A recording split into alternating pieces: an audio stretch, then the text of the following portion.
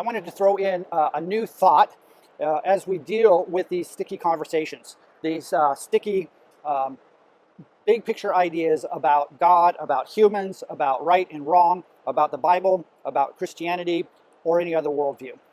Okay, and so this is a little bit of an aside, but as we think through these things, one of the things that we need to do as we're confronting challenges, confronting ideas that we have a difficult time understanding, and especially if we are challenged by our understanding of what the Bible is saying, and maybe some of it is sticking in our craw a bit, and we're going, this doesn't seem right, this doesn't seem like the nature of God, I don't know why God would allow this. What we need to do in those situations, and in any kind of thinking, is we need to consider the alternative. So you can't only focus on the issue at hand. You've got to ask yourself, okay, if this isn't true, then what's the alternative? And oftentimes, in light of the alternative, we realize that, well, there is no good alternative. And in fact, we circle back to the thing that we had maybe an issue with, and we realize that, okay, well, I've looked at this and it seemed like a problem in the first place, but when I look at every other possibility, I realize that actually this original thing was the best answer.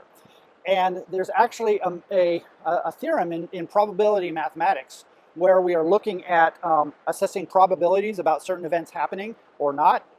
And I'm going to vastly simplify this. So all of you technical people out there, don't get on my case for not getting this completely right.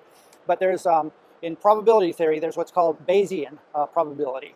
And Bayesian probability is basically the mathematical way we deal with probabilities and bringing in light not only the issue, the specific issue that we're saying, what's the probability of something happen? We're also saying, well, what's the probability of that if that didn't happen and there was some alternative? Right? So we're looking at the alternatives and incorporating that into our thinking as well.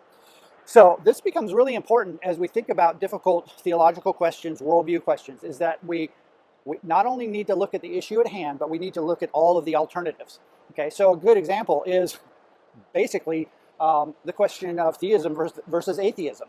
Okay, so you could say, well, I don't believe God exists because X, Y, and Z. Let's say the problem of evil. Okay, so we might narrowly focus on the problem of evil as arguments for God not existing. But we've got to then say, well, what's the alternative? Okay, so if God didn't exist, then what's the situation, and how does that speak into our original question?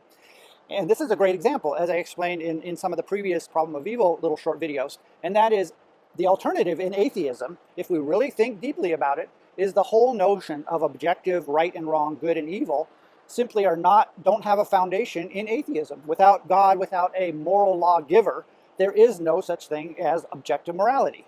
And this is a tough thing to grapple with, but it is true, and it is the conclusion of pretty much everybody who thinks about this.